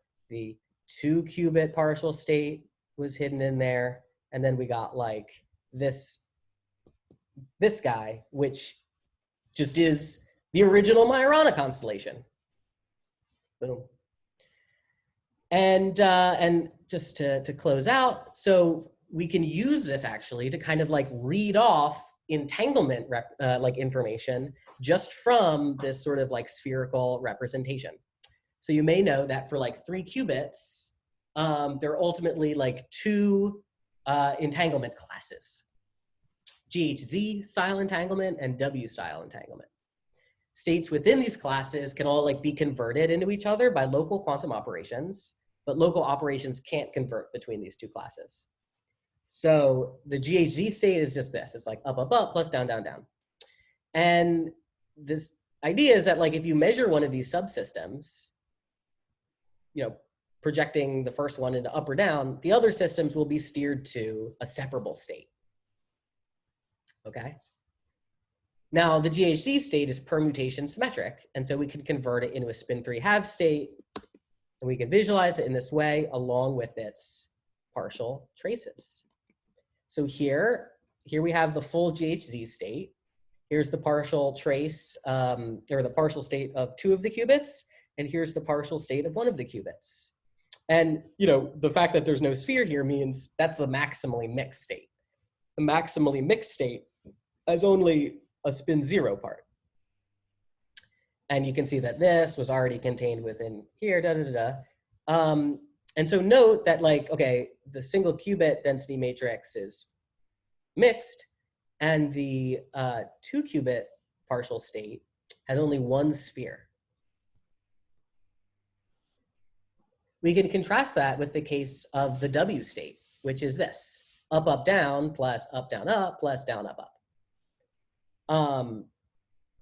In terms of entanglement, like unlike the GHZ case, if one of the 3 qubits is like lost or projected or something, the remaining 2 qubits will still be entangled. So in the GHZ case, you lose a qubit, the other 2 are separable. In this case, you lose a qubit, the other 2 are still entangled. And that's the difference. 2 different kinds of entanglement. The W state is also permutation symmetric. In fact, it's just the like spin 3 halves 1/2 state, 2 stars with North Pole, 1 with South Pole. And we can visualize it in this representation. And so, you know, indeed we see it looks like a basis state. And furthermore, the single qubit partial state isn't maximally mixed, as we can see. And furthermore, the 2-qubit partial state has 2 spheres. And like this is in a way like geometrically encoding the fact that these 2 kinds of entanglement are like fundamentally different from each other. So so there you go. So that's pretty much it. We've seen how you can generalize the Majorana representation to take into account mixed states, also operators. It similarly transforms nicely under rotations. You basically get a bunch of spheres with different radii and phases with constellations. In case of permission matrices, constellations have antipodal symmetry. Not true for unitary matrices. Under rotations, the constellations have fixed radiuses, but that's not true under general rotations. And furthermore, this representation behaves very nicely under partial traces in the sense that, like, if you interpret the spin state as a symmetric multi-qubit state, so that the sort of the lower J value states, like the highest J value state, say like of a pure state density matrix, corresponds just to the original Majorana constellation. And then the lower weight states correspond to the partial states that you get when you trace over different numbers of the permutation symmetric qubit constituents. And they actually go like way further than that in this paper and develop like a very cool formalism for dealing with this stuff that at some point we'll go through. But the upshots of it, if you're interested, are like in the pure state case, you can relate tensor contraction on the multi-qubit side to taking derivatives of the Majorana polynomial. So you like take a derivative of the Majorana polynomial amounts to essentially contracting a spin half with one of the permutation symmetric qubits. Then one can describe a mixed state or operator in terms of a polynomial in 4 variables. Like we've seen that you can think about the Majorana polynomial as being like a 2-variable polynomial as well, kind of like, or a spinor valued polynomial. So then this would be like 4, 4 of them, one taking care of the bra part, one taking part of the ket part. And in a generalization to what I just said, you can relate taking these partial traces, which we've been talking about, to taking derivatives with respect to those variables. So it's like a third part of this correspondence. Like you have the correspondence between like the spheres and partial tracing, but then in terms of the polynomials, you can relate that to taking derivatives, which is sort of interesting.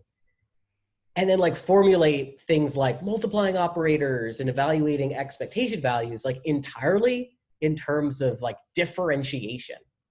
And indeed, like the expression I thought for like the evaluation of expectation values is particularly interesting insofar as like you get a polynomial representation of the operator and you like take derivatives with respect to the stars of the state that you want to calculate the expectation value on.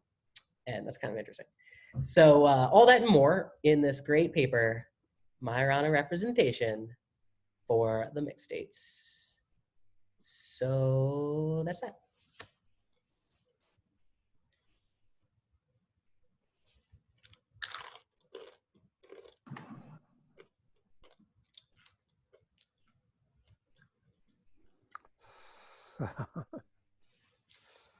We're from the University of Tübingen. How about that?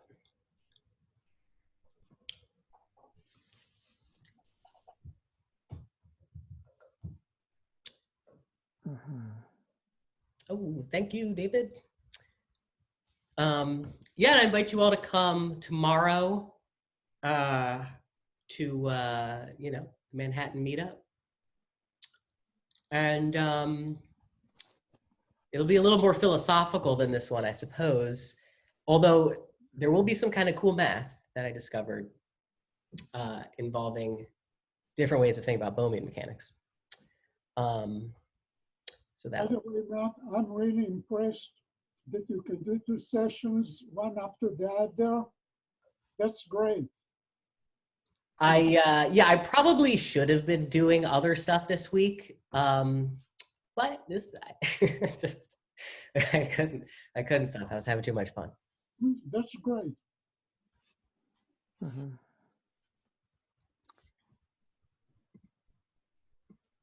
Yeah.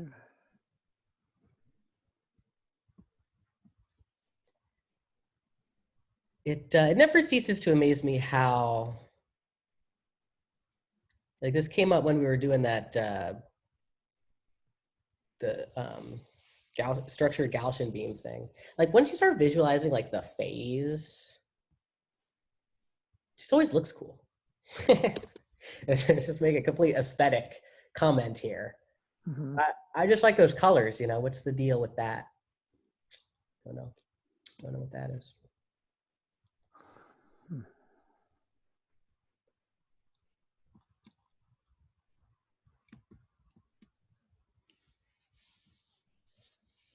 You know, and it how to generalize what I said about sort of guessing what entanglement class things are in based on this representation. Like I think requires some more thought. You know, that's a nice case. You know, it happens that like when you consider the entanglement between, you know, more than like 3 qubits, you know, in general, there won't just be like 2 classes of entangled states, like GHZ versus W. In fact, there will, I believe, be like an infinite number of classes. And one can, and I've read some papers where people will like, you know, analyze that nevertheless involving the Majorana representation. Because if you recall, like, you know, in the permutation symmetric representation, if you rotate each of the qubits in the same way, it rotates the whole constellation. So what that means is, like, if you have one of these permutation symmetric entangled states, then you could regard all rotated versions of that constellation as being in the same entanglement class, because you can get all those states simply by local operations, just rotating them all individually.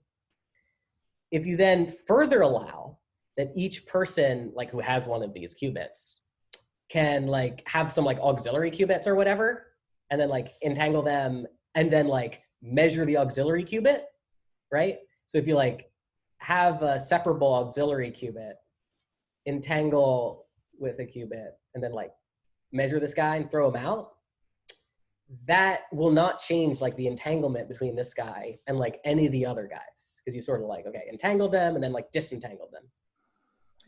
And you're like, well, what happens if I am allowed to do that? So suppose I take each of these guys and I do the same thing, like the, you know, get an auxiliary, entangle them in the same way, project, It turns out, in addition to rotations of the sphere, you also get boosts. Okay? So what that means is that through, you know, only local operations, specifically like stochastic local operations, where you can basically both do rotations, but then also these sort of like interactions with an auxiliary system. Basically a bunch of people who each has just like one of the permutation symmetric qubits, and like they're all gonna either just agree to do the same thing to their qubit, or like they're allowed to call each other like on the phone and, you know, talk to each other. But again, they're not allowed to like interact, okay? They can basically get any Lorentz transformed constellation, like any other constellation that can be related to the original one, by rotations and boosts. And so what that means is that, like, if you have 2 constellations and there's a Lorentz transform that takes you between them, or like a Mobius transform, another way of saying it, between them, then they must be in the same entanglement class. That's pretty cool. So I can say that much at least. And, you know, And then you can see why there would be like an infinite number of them in the general case. Because, you know, if you think about it, a Mobius transformation is uniquely determined by, like, if you have 3 stars and then you know where those 3 stars end up, then that uniquely determines the Mobius transformation. So when we were talking about the GHZ and the W states, right? It's like, you know, if you have 3 stars and 3 stars, there will always be some Mobius transformation that takes you between them.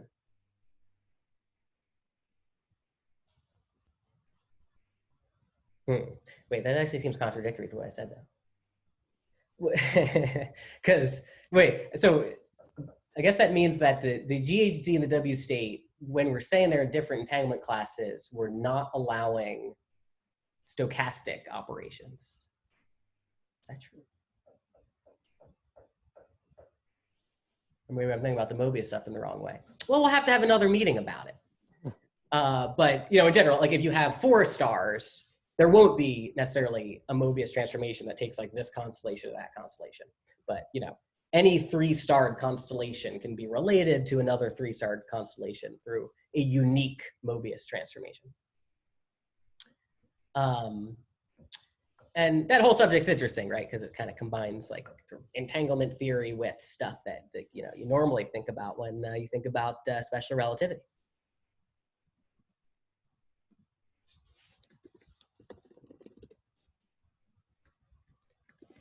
Yeah, what's the relationship? GHC state, W state, SLOC. Okay, so you can't, that's what I thought. You can't transform a WHZ state to a GHZ state to a W state using stochastic local operations and classical communication. So that's what I said.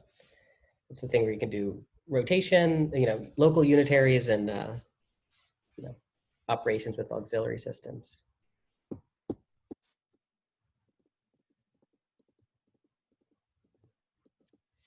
So I guess I must misunderstand a little bit something about the relationship between the Mobius transformations.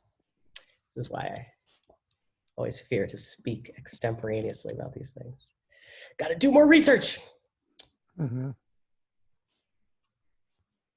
All right, for next time, I'll have a good, cool answer for that. About next time, just a proposal, something that I would appreciate if you can go over once again over the stuff that you covered in the last 30, 40 minutes. Sure, sure. I would appreciate this. Yeah. I mean, do you want me to do that as well, like right now? I can give a... Not right now, but next time. Okay, yeah, for sure. And the reason is that I have circuit overload. Yeah, it was a lot. But yeah, thank you guys for letting me do both of these topics. By the way, before we hang up, Matt, what you should do is say 1, 2, 3, wake up, because I think that you got hypnotized by all those beautiful. Oh. Yeah, when you wake up, you will not remember anything.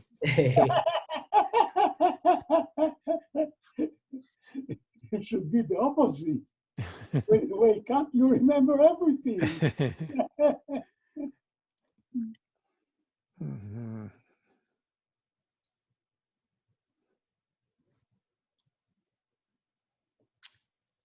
Yeah. Well, here I'll send this to the chat. Involves this relationship between Mobius transformations and these entanglement classes. Oh, you know. But do go over it next time. Well, it's up to you. I would be very happy if you do this. Yeah. And you know, maybe what it has to do with is like the question of whether, see, if stars are in the same location, then, you know, Mobius transformations can like only ever map them to like also being at the same location. Yeah. So maybe that has part of the answer lies with that. Anyway, yeah. So yeah, next time this will be our theme, more about entanglement and constellations. Nice. Mhm. Yeah, I mean, if there's no other questions, concerns, call it a night. Yeah, this diagram you have here is this is just a picture, an image. I mean, a fixed image that you inserted into your notebook. Oh no, yeah, I drew this. Yeah, no, I just was wondering what tool you used. I guess just a sketch pad or something. Yeah, well, it's funny because it's like I didn't know, like I had the algorithm, like I knew what the algorithm was, but like I didn't even know if I could represent it like on the plane like this, like because Oh, it's funny, like I made these parts, where like A0 and A1 come in, A2 and A3 come in, and I like made them on like little pieces of paper, so then I could kind of like reorient them like on a larger piece of paper and see if I could like connect them up in a consistent way, because it's like when they go into beam splitter, you kind of want to like imagine it like they're going at right angles, and it turned out actually was really easy. So then I just yeah. drew it out and took a picture with my phone, and then when I threw it into the computer, though, I adjusted the contrast and the exposure to just make it look more, Oh, I see. So it's a photo. Yeah, totally, yeah, Okay. just amped Yeah. up exposure. Okay, I was wondering if you used some kind of digital input device.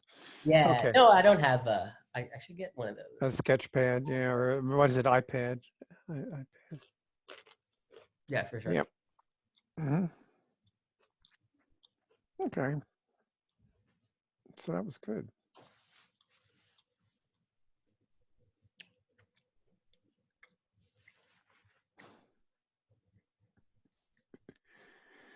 Cool. Yeah. Well, it's been real. All right, thank you. Until, Okay, see you until tomorrow. tomorrow. Yeah, See ya. tune in tomorrow. Yep. Yeah, bye. Adios. Right. See how do you get out of here?